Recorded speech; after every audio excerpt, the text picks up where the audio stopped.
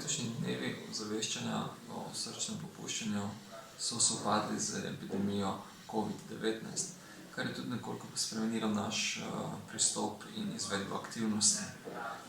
Za razliko od prejšnjih let smo morali spoštovati določila in ukrepe pristojnih inštitucij v Sloveniji in letos nismo organizirali prireditev in pa dogodkov v javnih prostorih in v javnih ustanovah, smo pa pripravili nekatere druge oblike aktivnosti.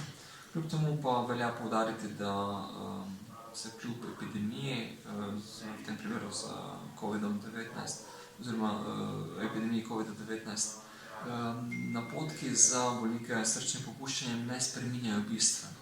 Še vedno morajo bolniki skrbeti za običajen režim dnevnega življenja, za redno jemanje zdravil, za upoštevanje načela zdravega življenjskega sloga in pa tudi v tem kontekstu za redno telesno aktivnost. Saj vemo, da je pri bolnikih s srčnim popuščanjem le-ta potrebna in da pomembno vpliva na kakovost življenja in pa tudi na napoved izhoda bolezni.